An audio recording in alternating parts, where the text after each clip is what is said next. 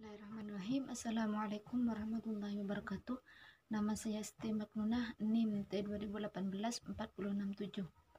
Di sini saya dari kelompok 6 yang akan menjelaskan tentang motivasi belajar. Yang pertama itu hubungan antara motivasi mengajar dan belajar. Motivasi itu adalah dorongan atau alasan. Menurut Ratumanan, motivasi adalah sebagai dorongan dasar yang menggerakkan seorang bertingkah laku. Selanjutnya yaitu mengajar. Secara konvensional, mengajar adalah menyampaikan ilmu pengetahuan pada siswa atau guru itu sedang transfer ilmunya kepada siswanya. Selanjutnya yaitu belajar. Belajar adalah usaha sadar yang dilakukan oleh peserta didik untuk merubah tingkah laku. Jadi antara motivasi mengajar dan belajar di sini sangat berhubungan, yang mana dalam kegiatan belajar mengajar di situ sudah sangat penting dilakukan, yang mana guru menyampaikan materi kepada siswanya sehingga siswanya dapat memahaminya dengan jelas apa yang sudah disampaikan oleh guru tersebut atau oleh seorang pendidik. Nah, hubungannya dengan motivasi ini, misalnya dalam salah satu kelas ada siswa yang kurang bersemangat dalam pelajaran. Nah, di situ guru bisa dapat memberikan motivasi sehingga murid tersebut dapat bersemangat lagi untuk mempelajari suatu materi yang disampaikan oleh pendidik. Di sini sangat penting untuk memotivasi siswanya, yang mana dengan tujuan di sini untuk meningkatkan minat belajar siswa. Biasanya kan ada beberapa siswa yang apabila dimotivasi oleh gurunya itu akan lebih bersemangat, maka dari itu akan menghasilkan sebuah pencapaian yang diinginkan. Selanjutnya adalah teori motivasi manusia. Nah, di sini ada 6 teori. Yang pertama itu menurut hierarki Maslow. Nah, dalam teori ini ada 5 kebutuhan manusia. Yang pertama itu fisiologis. Di sini yang meliputi seperti makanan, minuman, pakaian, dan lain-lain. Selanjutnya yaitu keamanan. Yang dimaksud di sini adalah kebutuhan dari rasa aman akan kekerasan, baik dari fisik maupun dari psikis. Selanjutnya yaitu sosial. Nah, di sini yang dimaksud adalah saling bersosialisasi antara yang satu dengan yang lainnya. Yang keempat yaitu penghargaan. Nah, setiap orang kan tentunya ingin dihargai dan ingin diakui oleh orang lain. Misalnya dalam mencapai sebuah prestasi. Nah, di situ kan ingin diakui bahwa ia berprestasi, bahwa ia ingin dihargai, seperti itu. Yang kelima yaitu aktualisasi diri. Nah, aktualisasi diri ini kebutuhan tertinggi. Biasanya kebutuhan ini merupakan kebutuhan seorang yang ingin memenuhi ambisinya sendiri. Yang kedua yaitu teori MC Chelon. Pada teori motivasi ini yang terpenting adalah pada kekuatan. Pada kekuatan yang ada pada diri manusia. Di sini ada 3 kebutuhan dalam teori ini. Yang pertama itu prestasi. Sudah tahu kan apa itu prestasi ya? Yang kedua afiliasi. Apa sih afiliasi itu? Nah, yang dimaksud afiliasi di sini adalah kebanyakan seseorang itu memiliki kombinasi karakteristik yang berbeda-beda. Setiap orang kan memang memiliki karakteristik yang berbeda-beda ya.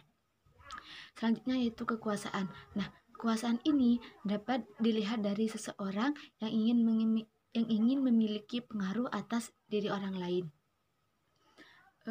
Kekuasaan ini bukan berarti ingin menguasai ya, tapi hanya sekedar ingin dilihat seseorang bahwa ia mempunyai pengaruh besar terhadap orang lain. Seperti itu. Yang ketiga yaitu teori MC Gregor. Nah, dalam teori ini ada 2 teori, yang mana dibagi menjadi teori X dan teori Y. Teori X ini apa? Teori X ini teori yang dari eksternal, dari luar itu. Sedangkan teori yang Y ini teori internal, yaitu teori yang dari dalam.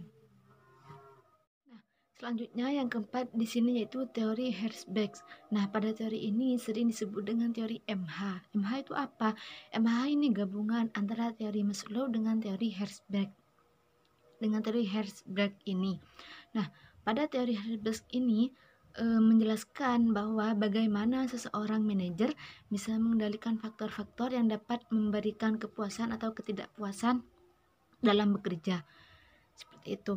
Yang kelima yaitu teori Clayton Arderter.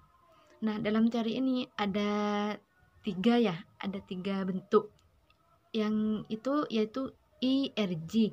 Yang I ini eksistensi, yang mana yang dimaksud adalah kebutuhan akan eksistensinya. Seperti itu. Yang kedua yaitu R ini relatedness, yaitu kebutuhan yang dikaitkan dengan pihak lainnya. Jadi digabung gitu, pihak dikaitkan dengan pihak yang lain, seperti itu. Yang G ini yaitu growth, yang mana yang ini yaitu menyatakan kebutuhan untuk tumbuh. Jadi kebutuhannya itu bagaimana kebutuhannya itu bisa berkembang, bisa tumbuh, seperti itu. Yang terakhir yaitu teori harapan Fromm.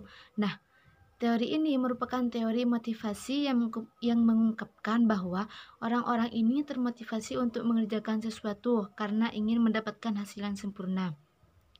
Di sini ada 3 konsep ya dalam teori ini. Yang pertama yaitu berekspektasi, yang kedua yaitu instrumentali, dan yang terakhir yaitu valensa. Nah, selanjutnya yaitu proses pencapaian prestasi. Di sini ada 2 faktor. Yang pertama itu faktor internal yang memang dari diri dalam individu, dalam peserta didik itu sendiri. Yang kedua yaitu dari faktor eksternal, yaitu yang dari luar, faktor yang dari luar. Nah, dalam faktor internal ini ada 5 macam. Yang pertama itu intelijensi. Apa sih intelijensi itu? Nah, intelijensi ini adalah kemampuan untuk bertindak dengan mendapatkan suatu tujuan sehingga bisa dapat berpikir secara rasional. Yang kedua yaitu motivasi. Nah, tadi kan sudah dijelaskan apa itu motivasi. Motivasi yaitu adalah dorongan pada peserta didik, seperti itu. Yang ketiga yaitu sikap. Nah, yang dimaksud di sini adalah kecenderungan atau kesediaan seseorang untuk bertingkah laku. Faham kan apa itu sifat? Faham kan sifat itu tingkah laku, sifat itu. Biasanya sifat yang positif ini yang sangat dianjurkan untuk diajarkan kepada peserta didik. Selanjutnya yaitu bakat. Apa sih bakat itu? Pasti ada yang tahu kan apa itu bakat. Nah, bakat ini kemampuan yang memang sudah melekat pada seorang individu gitu kan. Misalnya kayak mempunyai bakat menari. Kalau bakat itu ya sudah, itu yang kemampuan yang sudah dimiliki dari peserta didik. Biasanya bakat ini sudah dimulai dari sejak kecil gitu. Minat ini adalah motivasi yang hadir dalam diri individu untuk mengembangkan bakat yang tadi gitu. Bakat biasanya kita sering dengar adalah bakat, minat itu sering digabung gitu kan. Memang digabung kan bakat dan minat itu. Jadi minat ini minat ini kecenderungan yang menetap untuk rasa tertarik pada bidang-bidang tertentu. Nah, ya contohnya tadi itu, misalnya bakat menari. Misalnya dia mempunyai bakat menari. Nah, bagaimana caranya ia bisa mengembangkan bakat yang sudah ia miliki, seperti itu. Nah, selanjutnya yaitu konsentrasi. Nah, pada konsentrasi ini apapun yang akan dilakukan, mau melakukan apapun itu, maka harus konsentrasi kan. Di sini konsentrasi yang dimaksud adalah pemusatan pemikiran dengan segala kekuatan perhatian yang ada pada satu situasi. Nah, kalau orang tidak konsentrasi, nanti itu pikirannya kan akan kemana-mana gitu. Misalnya melakukan contoh yang tadi ya, melakukan latihan menari. Nah, agar mendapatkan hasil hasil yang maksimal, itu kan dibutuhkan untuk konsentrasi dalam latihan tersebut. Seperti itu. Selanjutnya itu faktor yang eksternal yang dari luar. Di sini ada 3. Yang pertama itu faktor keluarga, jelas ya kan? Karena apa? Karena pendidikan pertama pada seorang peserta didik itu kan memang dari keluarga. Yang mana dari sejak kecil seorang anak itu akan dididik pertama kali oleh keluarganya. Jelas ini, maka dari itu keluarga ini sangat penting untuk memotivasi belajar pada anaknya. Yang kedua yaitu dari lingkungan sekolah. Nah, sekolah ini nomor 2 setelah keluarga. Nah, jika anak-anak sudah disekolahkan, maka peran guru di sana sangat penting. Yang mana biasanya metode. Salah satunya biasanya metode ya. Metode yang dilakukan dalam mengajar itu sangat penting. Karena metode itu juga dapat mengembangkan minat belajar siswa. Jika metodenya itu menyenangkan bagi siswa, maka dengan cepat siswa itu memahami pelajarannya. Seperti itu. Yang ketiga, masyarakat. Nah, biasanya di sini masyarakat biasanya masyarakat di sini lingkungan sekitar kan. Nah, ketika misalnya siswa ini dapat cemoohan, dapat ocehan dari masyarakat, misalnya masyarakat yang tidak suka gitu. Nah, balik lagi nanti kepada keluarganya, yang mana keluarga ini yang selalu mendukung, mendorong anaknya agar bagaimana anaknya itu bisa tetap semangat dalam belajar. Seperti itu. Cukup sekian dari saya, kurang lebihnya mohon maaf. Wassalamualaikum warahmatullahi wabarakatuh.